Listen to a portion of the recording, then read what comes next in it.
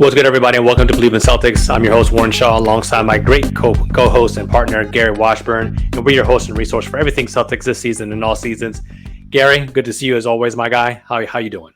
Everything's good. Interesting part of the year, All-Star coming up, so those dog days for teams. But a lot's going on, and it will be like that for the rest of the year, so it's always a good time. Yeah. I want to actually touch on that a little bit too, because I'm getting a sense, maybe a little bit from the Celtics, that they are eyeing the All-Star break. So people trying to make their vacation plans for those who will not be going to Indiana this year for All-Star. And it's like you said, it's kind of like, all right, these players are a little tired here. You're 40 plus games in. I'm looking for a little bit of respite here. They've had some slow starts and been able to kind of eke out some wins here and there, but I think it's been a little bit interesting. So I'd love to get your take on that, but we'll touch on that in a little bit. As always, got to do our plugs. So make sure you give our show a 5-star rating on whatever podcast platform you're listening to, and you're catching us on. Make sure you follow Gary at G Washburn Globe on X, and make sure you're following his writings over at the Boston Globe as well. You can follow me at Shaw Sports NBA on X, and make sure you're following Believe Network or Believe Sports. So today's show, we'll touch a little bit about the trade deadline, which is, as we're recording here, a little bit over a week away. We'll talk a little bit about All-Star coming up, in the second part of the show, and then we'll kind of close out from there. So, Gary, I'm going to jump right into the conversation here. Boston Celtics here, like we said, roughly a week away from the trade deadline. It's on paper, there's not a lot wrong with this roster. A lot, I think there's a lot of positives to it. When you're starting to look, and then, and I had to dig, just like to really kind of tear some things apart, outside of the one thing which we all know is still an issue, but they're 29th in turnovers, 29th in steals in terms of turnovers against, right? So they don't force a lot of turnovers, and they don't get a lot of steals, but they are one of the leaders in blocks. They are one of the better teams overall in rebounding, but they also give up a lot of offensive rebounds to other teams as well too. So hence second chance points. And then there's the aforementioned, as we've talked about throughout the course of the season, bench scoring has been an issue and continues to be an issue. If the Celtics were to make a move, how would they go about addressing it? Because some of those things you might look at as like, they're 29th in forcing turnovers. Who cares, right? They're 27th in bench scoring. I think a lot of people care about that more. But what are some things that you're looking for Boston to potentially try to address at the trade deadline when you hear those stats, or compared to anything else that you're following the team with your own coverage? Well, I think that I don't think they're going to be perfect. Obviously, they're not going to be first in turnovers allowed and first in steals. They're not going to make that much of a turnaround. I just think they have to emphasize playing strong defense and figuring out how to stop teams without causing a lot of turnovers and getting a lot of steals. And I just think you're not going to make one move and that happen. Right. So I think what they have to do is if they want to do anything, is attempt to boost the bench and add another kind of quality player to the mix. Now, as Brad Stevens has said over the years, like, is that player going to be okay with not playing a whole lot at times? Is that player going to sulk when they don't get the minutes they want? That's the whole thing about adding, let's say, someone at trade deadline when you have a very deep team. You're 6 or 7 deep.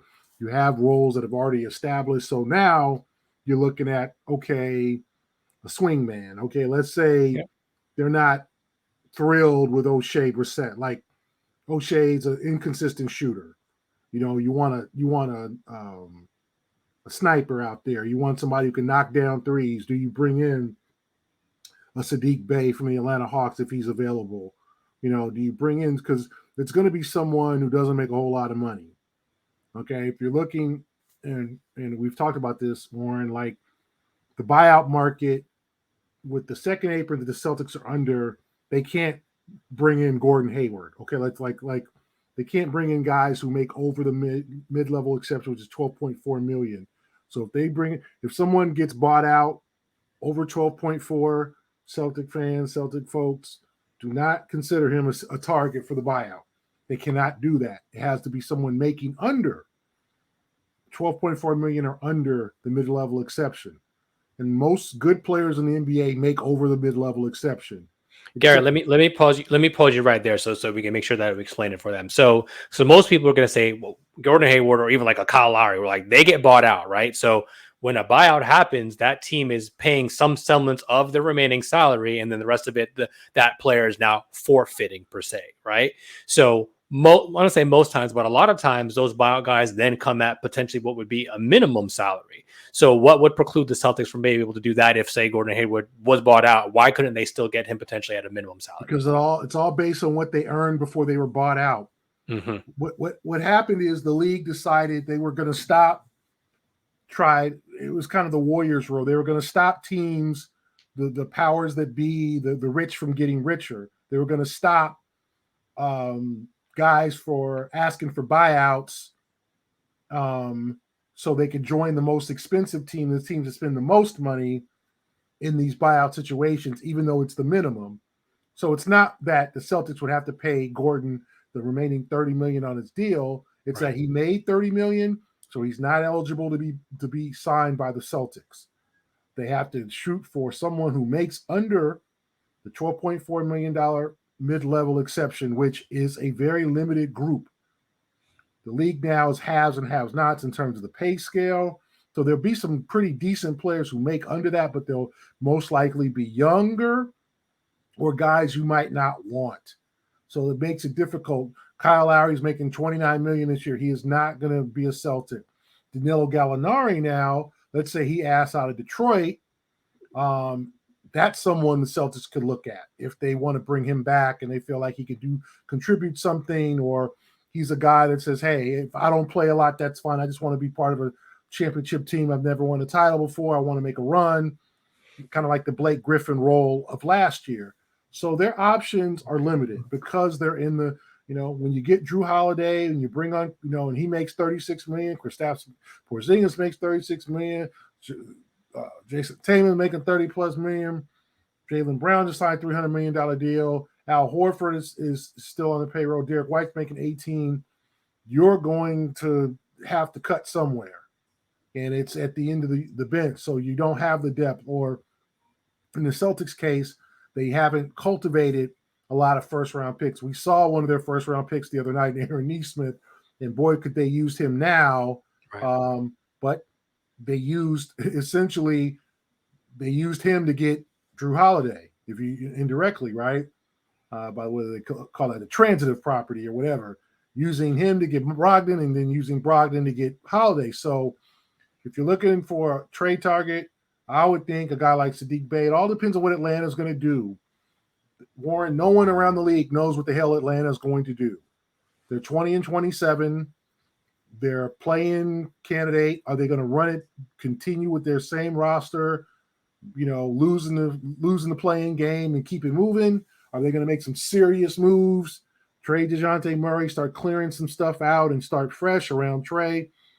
All I know is they're probably not – Trey's not going anywhere because he sells too many tickets. So if you're the Celtics, you got to look at guys who don't make a whole lot of money and guys who might be bought out or traded with that Grant Williams exception, the 6.2, that will say, hey, we'll take a future first rounder or multiple second rounders off your hands, and we'll give you this guy. So there's going to be a lot of calls made.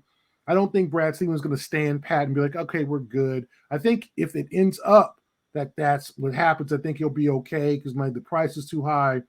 But that, wing, swingman kind of position is still kind of open because as much as I like O'Shea, he's not a consistent shooter. He's not offensively what you might want out of a guy coming off your bench. Gary, so definitely wanted to clear that up for our listeners and fans. So thank you so much for being so intelligent and bringing that poignantness to that conversation. So yeah, this is not like, what I mean, you're shopping on Rodeo Drive here. You're gonna have to really, really temper some expectations here. So you've mentioned Atlanta before and Saddiq Bey. We've talked about that. Toronto seems to more or less be done with doing what they're going to be doing, for the foreseeable future, at least for right now. Are there other teams out there that you're looking at as potential sellers? Because everybody now, I feel like thinks, hey, this thing really is wide open. And when it comes to the negotiations, Boston is not going to be in a position of power because a lot of people are obviously trying to beat them and don't want the rich, in essence, to get richer. So I think from the Danny Ainge days, people are going to always try, even though Danny's not there anymore. It's like, listen, you guys always win or try to like just kill people in trades. Those are over. And we've seen Brad has been, forget a first round pick. He's sending those things out, as soon as they come in. Which teams do you think are potential or could be other potential partners for Boston as you canvass the league and try to think about players that can fit under that scale? And then I guess the second question is, who could potentially be on the way out from the Boston side? Yeah, on the way out, the only player I would think would be Payton Pritchard. I'm not saying they're trying to trade him, but his salary matches. Salary right? matches. It's a salary thing. It's got nothing to do. It's a trade-friendly deal. Okay. The teams that might be looking to blow things up is what we've said. We talked about Toronto. Look at the bottom of the East. Toronto, Charlotte, Washington, Detroit, even Brooklyn. Brooklyn's got a decision to make too. Chicago, there's been talk about them blowing it up for obviously years now. They have crept up to ninth, so they're in the play-in conversation. So management, just like in Atlanta, has to determine whether making the play-in is okay, or do you just want to blow it up and start fresh, start new with some new players and get Levine and Vucevic and maybe even DeMar DeRozan out of there. In the West is a little bit trickier because Portland's probably not going to, you're not probably going to do another deal with Portland. San Antonio's got a bunch of young guys. I don't know if they're sellers or they're just going to wait this thing out and get another lottery pick. Right. And the rest of the teams in the West, Houston's still trying to get better. Houston wants to make the playoffs. Golden State wants to make the playoffs. So the question is, even they're not going to be sellers. What about not going to be sellers? Utah. What about Memphis? Memphis is interesting because they got so many injured guys. So who do you want on the who Zaire Williams, who on the Grizzlies makes sense? That's what you have to look at this point because they're honestly so banged up. It sounds like they should be trying to blow things up, but to me, when you have so many injuries, who are you gonna get? Let me look at the Memphis salary structure. Brandon Clark is hurt and signed for another 3 years. Zaire Williams is signed for another 2 years. And then, guys, Derrick Rose, David Roddy, who I don't think they'll trade because he's cheap and he's actually playing well. Vince Williams, they signed to an extension. The kid out of VCU who's been kind of a wonder. There's nobody I'm looking at the Memphis roster, Warren, and I'm saying, man, that guy would look good as a Celtic, unless the Celtics want to take on a multi-year deal. Zaire Williams, is that something that appeals to you? Probably not. So Memphis probably will not be sellers because they just don't have the attractive players. If you look at all these guys to sell, all their players are locked in. Luke Kennard would be a guy, but he makes $14 million. Okay. You might, if you're the Celtics, you're not going to make some deal for Luke Kennard at $14 million and trade Payton Pritchard or 2 players for him and draft. No. That's probably the guy who it might make sense, but you already have Sam Hauser, you already have Payton, so I don't know if Luke Kennard makes any sense. Yeah. So it's hard, right? And I think we can canvas each team and try to pick apart the rosters and try to figure out. You mentioned Detroit. I don't know if an Alec Burks makes sense, expiring deal. What would it cost in essence to kind of get him? Detroit should be really trying to move in a different direction, and obviously the aforementioned Danillo Gallinari as well too. I think, as you alluded to, Boston is in a very, very unique position where they know or should be trying to do something because everybody else is making moves, and you don't do it out of panic, but you're just trying to bolster and shore up. And I think the thing that you and I have talked about pretty much ad nauseum early in the season is we still think Tatum and Brown are probably playing too many minutes. Now, again, we know they're resting, on and off nights, based on their nursing their nagging injuries. So they're not playing, 15, 20 games in a row, so to speak. But when they do play a heavy load. And I'd love to see the team get some guys who can eat up some of those minutes in the regular season here, as especially post All-Star when it gets to get really, really tough and really interesting. So you had mentioned Payton Pritchard as again, from a salary standpoint, for the most part, that front six has got to be safe, if you will. And then nobody else even really makes enough money where it would even make a difference, right? No. Yeah. So you're not going to trade Hauser. I think he's too good of a shooter. You've cultivated him. And nobody else really makes enough money for you to really dangle unless you're just trying to give a guy another shot somewhere. So I think that they're pretty much set. I think they're going to have to determine what to do with Neemias Queta, because they do have an open roster spot. Do you transfer his deal to a standard NBA contract and put him on the playoff roster, or do you take a chance with just Kornet and Horford? Now, with Horford, you don't have to worry about back-to-backs in the playoffs, so you'd like to think that Horford's going to play in every game. Porzingis, always got to worry about injuries and that type of thing. But, that's what they'll have to decide. And they don't have to make a decision now because the trade deadline isn't here. So I think after the trade deadline, after they determine what to do with their roster, they'll make a decision on Queta. So I think that there's a lot of little things going on here, Warren. Not a lot of big things. There's been so many trades and over the years and decisions, the Derrick White deal, and right. And even in the last summer with getting Brogdon and then getting Drew Holiday after that and trading Marcus Smart for Porzingis. If you're looking for this blockbuster with the Celtics, it's not going to happen. It's going to be, I think, a small deal. And let's see what Atlanta does. Atlanta's a team to watch in terms of what the heck are they going to do? Because it has not worked out. Like, I think there was this speculation. I thought we watched them in the playoffs. We said, wow, good young team. They pushed the Celtics to 6 games, a full year under Quinn Snyder. Let's see what happens if you can push them to let's say, getting a 5th or 6th seed, and it hasn't worked. They have a terrible defense. Trey's still chucking up shots. Murray seems kind of out of place, even though he's still a very good player. Jaylen Johnson's been hurt. It has not worked. Yeah. So do the Hawks blow it up? Or do they try to make an addition and make a run for the play-in? That's the whole thing about this play-in, Warren, is when you now can get the 10th seed, now encourages a lot of teams who are 11th and 12th, hey, we still got a run in this. We win 5 in a row. We're back in it.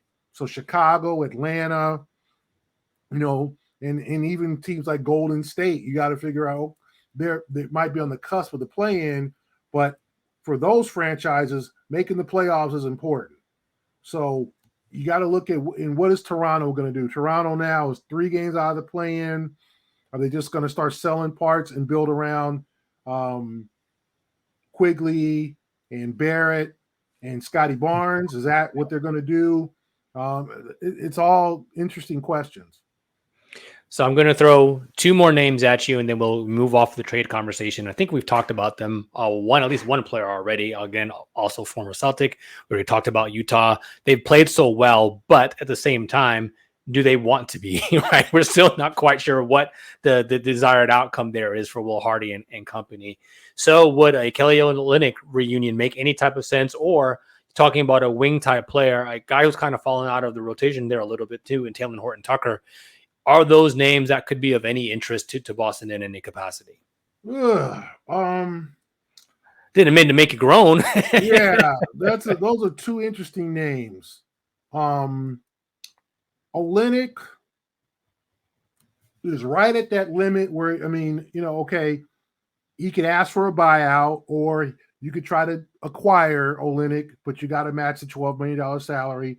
Right. And Horton-Tucker makes 11, so you'd have to do the same thing, because I don't think you're going to buy out. I think Horton-Tucker is only 24. You're not buying him out. Right. You just won't re-sign him unless you're not sending him to a contender. You're going to try to get something for him. And I don't know what Horton-Tucker is a guy who, a few years ago, remember he was like untouchable by the Lakers. Cost him Kyle Lowry, didn't he? Yeah, and then it got in, and then he got thrown into the Russell Westbrook thing, or I want to say, and now he's kind of languishing because Colin Sexton is playing so well, and then our man Chris Dunn is kind of taking over as point guard there too. So Tucker, and Keontae George is hooping too.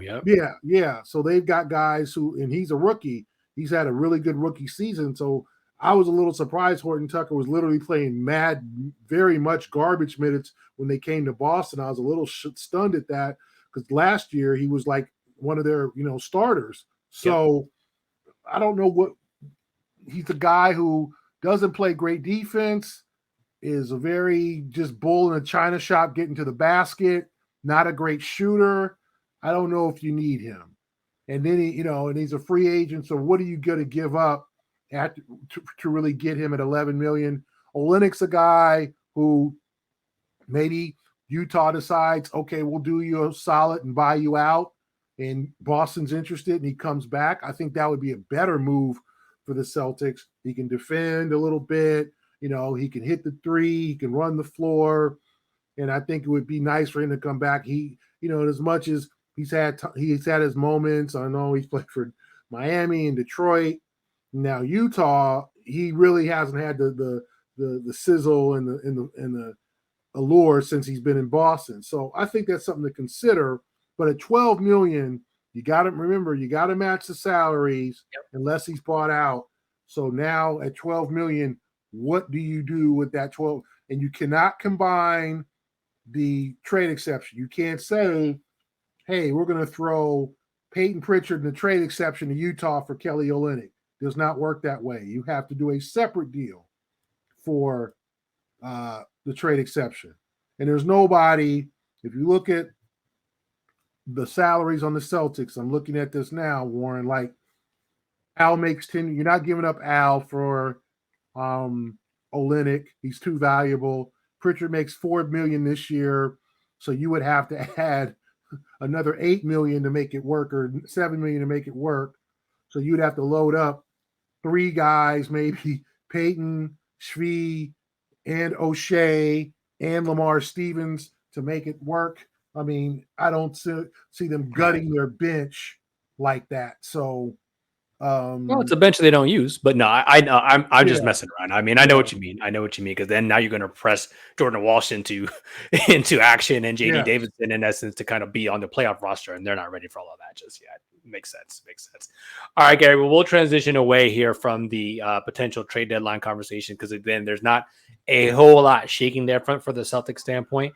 And let's transition to the conversation, which won't take us very, very long too, but in terms of the All-Star reserve. So Tatum obviously was named an all-star starter yet again. And obviously the Celtics had some designs of like, could we get Drew Holiday in? Could we get Porzingis in? And then when Derrick White was playing so well, those conversations, do the Celtics have any chance of getting a second or third all-star outside of Jaylen Brown?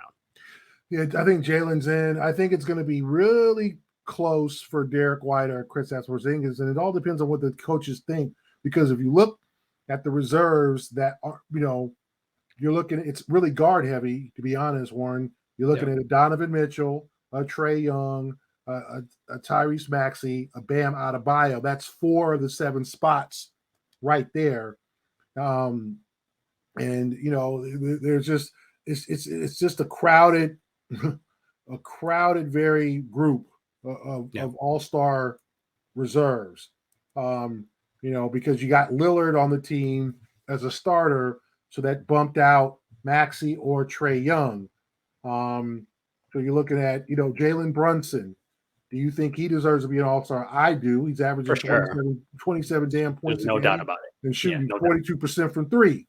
Let me pause you there. Did you vote for him? You have a vote. Did you vote for him as a starter and from the media side? I did vote for him as a starter, yes, over Damian Lillard. I thought Lillard's had a nice season, but he's averaging 25 a game, but he's shooting 34% from 3, 42% from the field, where Brunson's shooting 48% from the field and 42% from 3. So I didn't think it was close, but the fans, I think, pushed Lillard, because it becomes sometimes a popularity contest. The folks pushed Lillard into the All-Star game as a starter. So now you've got to put Brunson on because he deserves it truly. So Mitchell averaging 28 a game. Trae Young averaging 27 a game. Brunson averaging 27 a game. So that's 3 guards right there. Then Adebayo, that's 4. If you need bigs now. If you could, do you think that people will vote in Kristaps, Porzingis over Adebayo? I don't think so because Adebayo is considered a young star.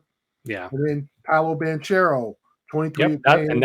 That's where I was going to go next, right? So I think Banchero is right do you there. give Banchero Jaylen, the nod over even a Maxey? yeah, In terms of as you're trying to fill out these roster spots. because there's a lot of guards in this team, Warren. So you need big. So our coaches are going to look at that and because you got Mitchell and you got Brunson and then you got either you got Maxey. So that's 3 guards right there.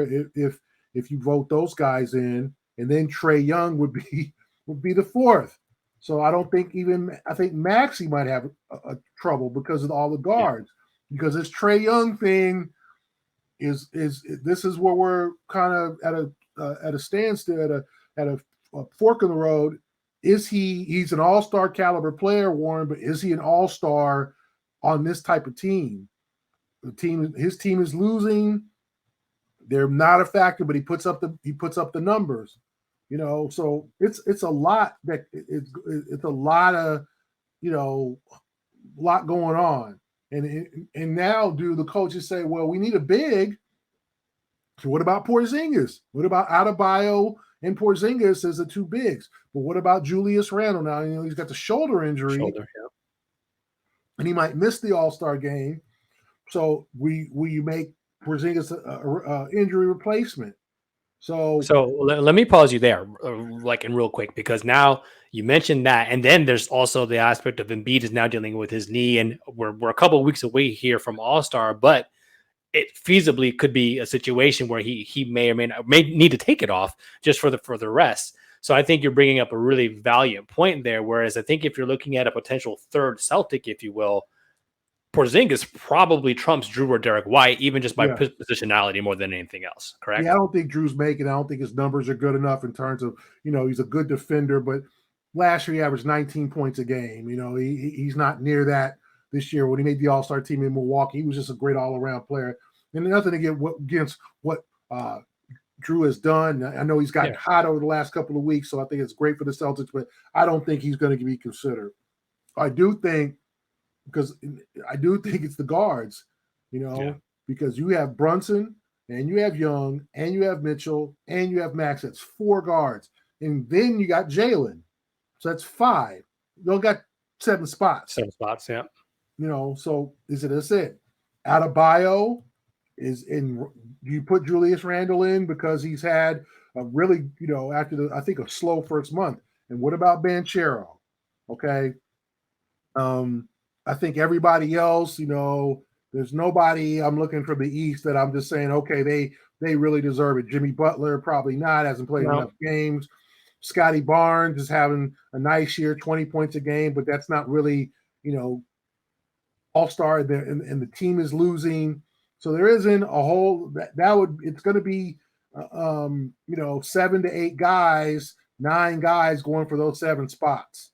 And, the question is, what applies to these coaches? Like Bazula told us the other day that, it was winning and some of the intangibles, defensive field goal, the defensive metrics, things like that, and then there's a guy like Jared Allen, 15 and 10, averaging a double. He's been open. Yeah. Yeah. I mean, he's, I said, but Adebayo, 21 points, 50% from the field, which is a little low when you consider he's a big. Right. He doesn't take threes, but he's got, he's averaging a double too. 4 assists, which is pretty exceptional for a big. He's a good passer, and he's got 24 doubles. So it's a lot to take in. And there's no right answer, Warren. I mean, I wish I could, would I say, oh, it's definitely, Porzingis, I think Porzingis deserves it, but when you have all those guards, do you fill the team with the 4 guards, or do you fill the team with 2 more bigs? Because you got Giannis and Embiid. Okay, those are your bigs. And what about Banchero? Like that, yeah. And I think that's a good place to maybe to even interject. So if it were up to you, and not because obviously you report on the Celtics or whatever, but if you were picking between Porzingis and Banchero, which one of those guys, and they're still 2 very different types of bigs. Obviously, Porzingis has a lot more size, but if you were picking between those 2, which one would you go with? I probably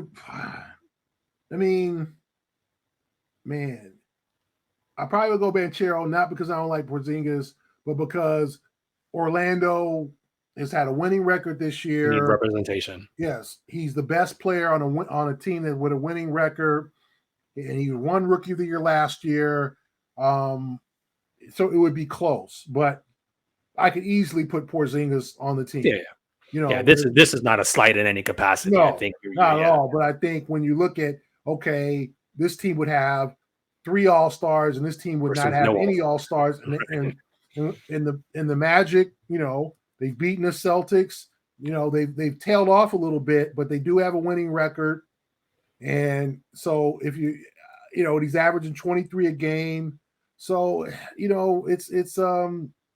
wouldn't be easy, but I think that he's kind of, emerged as a budding star.